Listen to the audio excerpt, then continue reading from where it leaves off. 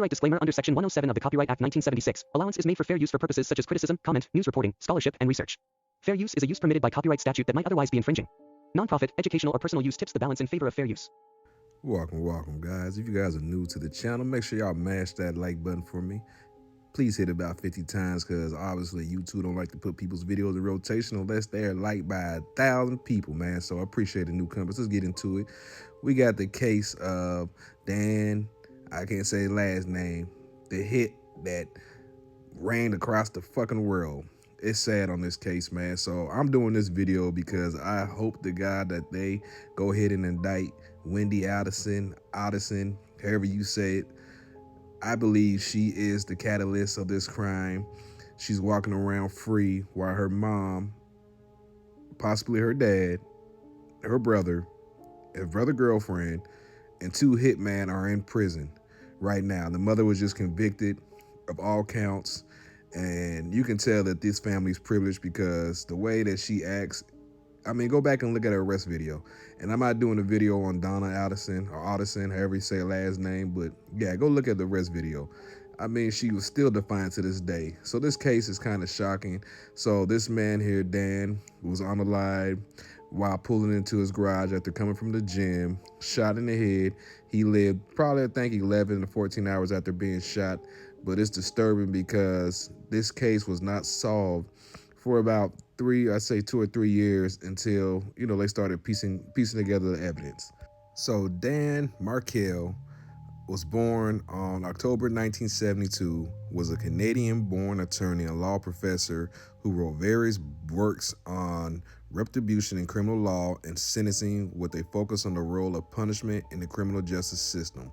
He earned a JD degree from Harvard University in 2001, and also, after working as a law clerk to a federal judge as an associate at a law firm, Markel joined the faculty of Florida State University in 2005. In 2014, Markel was killed in Tallahassee, Florida, in a murder for hire motivated by child custody issues following Markel's divorce from WENDI Adelson, a clinical law professor and child advocate also employed at Florida State University at the time.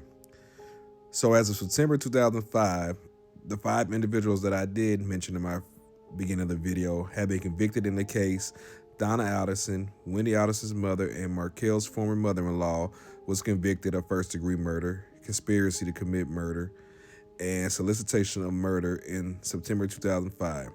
So here goes some of this pre-police interrogation, and just look at her demeanor, y'all. It's crazy. Here we go. And I left the house around noon. To go to the liquor store and stuff for the party? Yeah. Okay, you went down which road you said? I went down Trescott. Okay. I saw a police car there, and I just thought it was blocked, so I just turned around and drove to, I went down the rest of Centerville, went up took Benton across, went to ABC.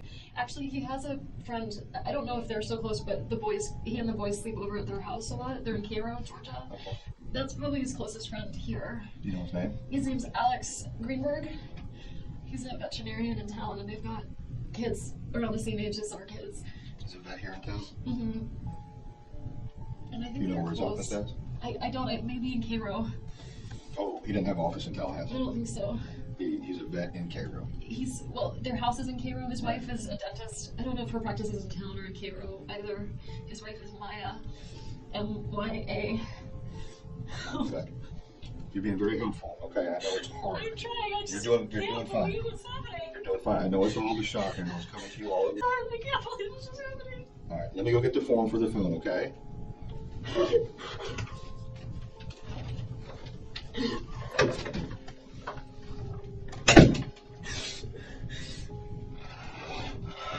Oh my god.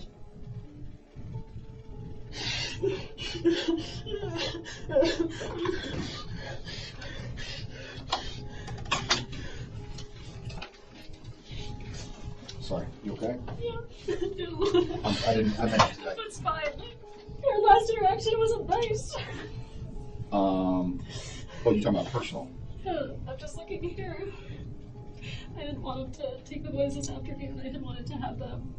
And I talked over with my brother and realized, Just their dad wants to take up swimming. It's not worth getting upset over.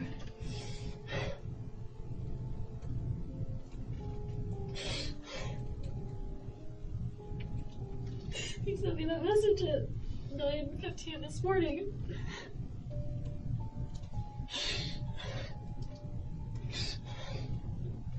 You were telling me before, when we were riding up here, that the agreement was that you're all going to have some type of phone call at 11:15 this morning. Is that correct? Well, not exactly, just that we needed to have the talk at some point before we have to decide before Monday what to do about his school, where Matt's going to go to school. And he said, I'm going to be done. I thought it was 11:15, but when we listened to the message, it was 10:30.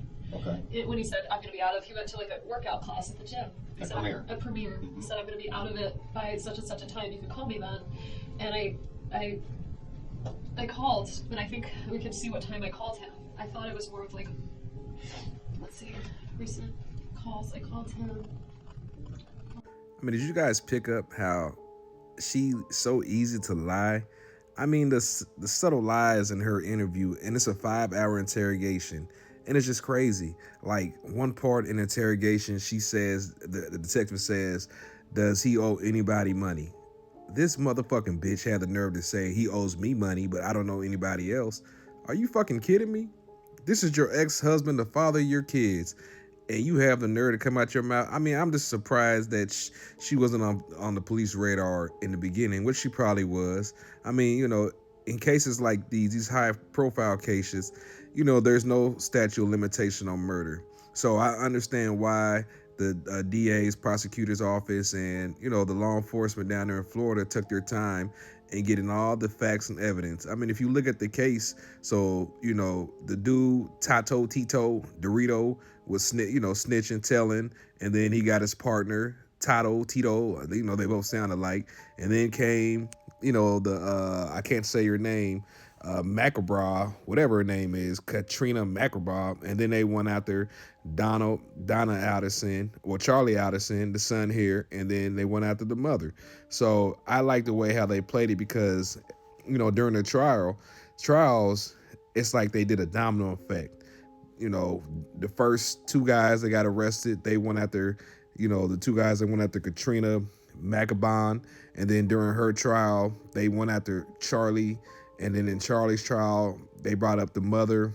And then now in the mother's trial, you can see Wendy being basically demolished on the stand, because as a lawyer, you would think that you saying I don't recall and I don't remember is almost saying that I don't give a fuck and I'm lying. And that's what basically that lady did on the stand. I'm talking about Wendy. I mean, I can't wait to see the face where, you know, they get her at a yoga class or something and they give her the walk of shame like they did her mother when they walked her out the airport. And this is like part 1 of the series. I mean, this case is not done yet. I mean, the Donna case is, but I don't, you know, we're waiting on Wendy to get charged at this point because this is a fucking shame. Sorry, YouTube, but this is a fucking shame. And to make it worse, y'all, I mean, the grandchildren haven't seen Mark's, you know, I'm saying his name right because, you know, there's so many names in this. His parents haven't been able to see their grandchildren.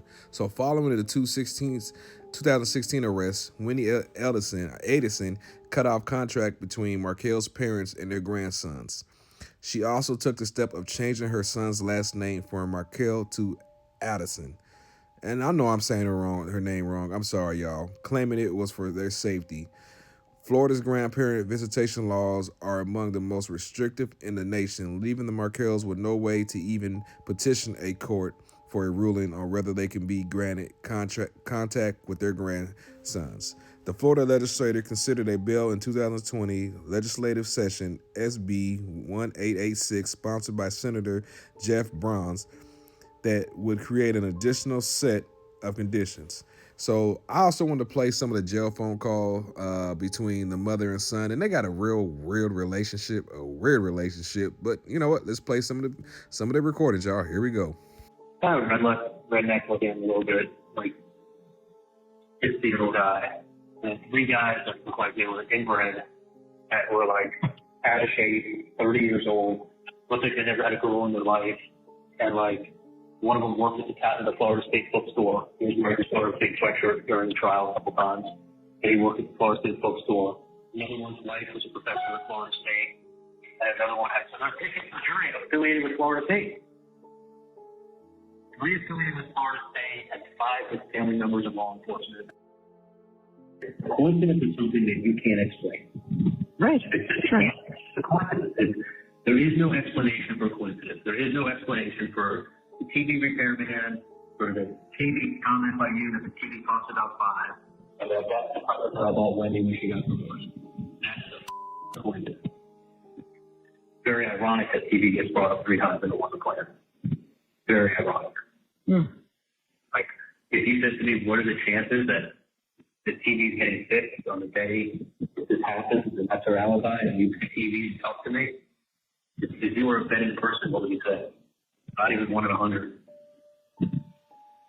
You know, if you said, like, how did Wendy show up at the crime scene? It means that had to know about it, and that's why Wendy knew about it. That's why she was showing up.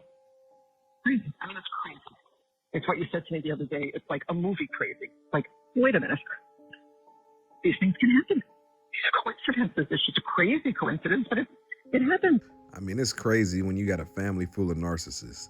And I feel like the mother is an enabler just because she still looks at her children as babies. But I also want to play again some of the court trial for Donna Adelson, and when Wendy's on the stand. And I mean, just look at her. You can tell she's lying, y'all. And look at the father in the background. Crazy, y'all. But here we go. Let's play this video.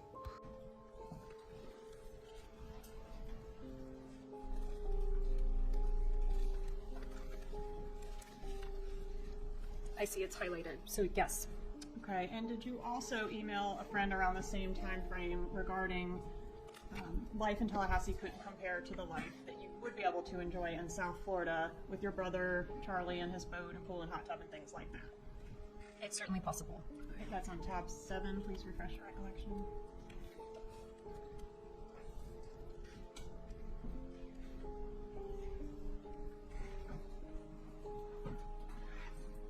Yes. And in fact, didn't you use the word stuck in your actual motion for relocation? Let's see if we can get there. Here, the wife is merely stuck in Tallahassee until the husband decides that the time is right for him to leave. So my attorney did write that, and that sounds right. Did Tallahassee feel claustrophobic to you? Well, at this point in time, Danny was making lots of unplanned announcements to my office where we work together, so I would see him at work. I never knew when he was showing up, so I'm sure, this is 12 years ago, that's how I felt at that time. Okay, but outside of the context of your relationship with Dan Markel, did you ever express that just the smallness and slowness of Tallahassee made you feel claustrophobic? I don't remember saying that. Please refer to tab 8 to refresh your recollection.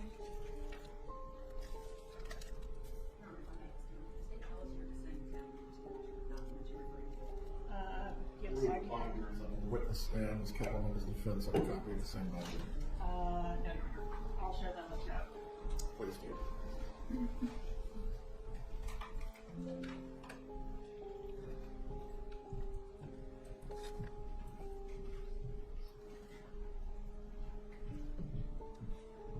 That's a dense one. Were you able to find it?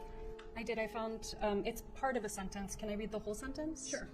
Tallahassee feels claustrophobic at times, given its smallness and slowness, and the fact that my friends cycle through here with transient regularity. So yes, at that moment in time, that's how I was feeling in 2013. And relocation was pending at the time that you were feeling that way in that moment, right? Yes, ma'am. Okay, and relocation was also very important to your mother, wasn't it? Yes, All right, and did you have some discussions with your mother about relocation? I did.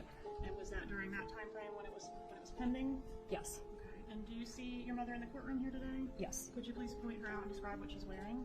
My mom is I can't see her clothes from here, but she's directly across from me. All right, is she wearing a headset on her head? Yes, ma'am. All right, let the record reflect the witness has identified the defendant.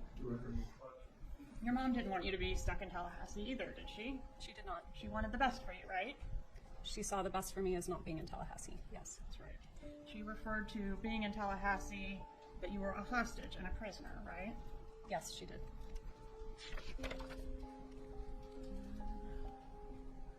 Oh no.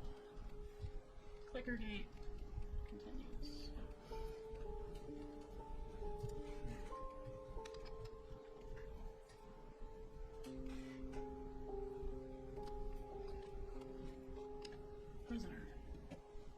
close enough.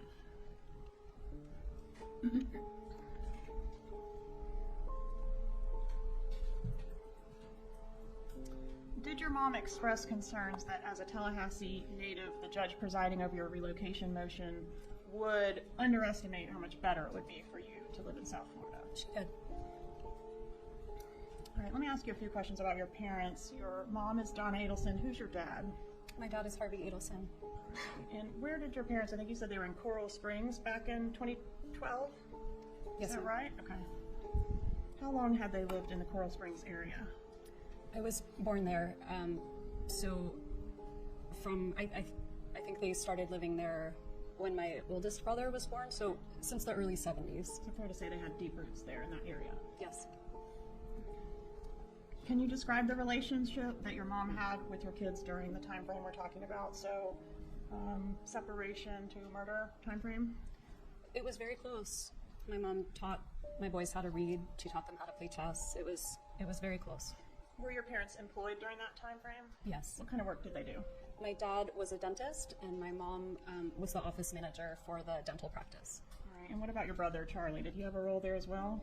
He was a periodontist, and so I believe at some point he purchased the practice. I don't remember what year that was, but he would sometimes work from my dad's office and sometimes work from other offices around South Florida. Was the dental practice, the family dental practice, a successful business? I believe it was. My family never discussed money or finances with me, but I believe it was doing well. Did you discuss your marital problems and resulting legal issues with your mom? I did. About relocation, but in general, you did talk about your woes with your mom? I did. Okay. And I think you said you did send many of your divorce pleadings to her, is that right? I did. What about your dad? What was his role in reference to your divorce pleadings? I don't remember exactly. My parents have a shared email, so when I send an email to one of them, I would send it. It was being sent to both, but I don't know who was reading what or at what time. Is it fair to say they were both welcome to read whatever you sent to that email address? Yes. And both welcome to reply as well? Yes. Who would reply more frequently, your mom or your dad, to those My mom types? would reply more frequently. Okay. Who took more of an interest in the day-to-day ins and outs of your litigation? Probably my mom. Is your mom overprotective of you? Yes. Is your mom an emotional person? Yes. What about your dad? Is he emotional as well? I think so. Okay, did you previously say he was more of a straight shooter and mom was more emotional? I think so, but I think women tend to be more emotional and men tend to be less emotional. I mean, the balls on this woman to sit up there and basically know that you are the one that put this in motion. I mean, I feel like the mother had a lot to do with it, but it was you who gave up Dan Markel's license plate, car make, the time he's going to be home. Nobody would never known that without you, Wendy Adelson. It's disturbing and disgusting that this lady can sit up on the stand knowing she's guilty. But I hope they prosecute her ass to the fullest extent of Florida law. And I always thought, like, you know what? They always save the best for last. And guess what? Your time is coming. And the crazy thing is, y'all, that she's already been talking to her boyfriend about adopting the kids. You know, give those babies to Dan's parents. They deserve it. You want to lie their son, and you're sitting there walking around freely. I as a former law enforcement officer, sometimes I got to give law enforcement credit and the prosecutor DA's office credit. Sometimes you got to do it because they methodically stepped up in this case. But let me know, this is part 1. I'll be doing more parts. I appreciate you guys. Make sure I hit the like, subscribe button for me. Hit the notification bell when new videos come out. I love y'all. Be easy, and I'll see you in the next video. Peace.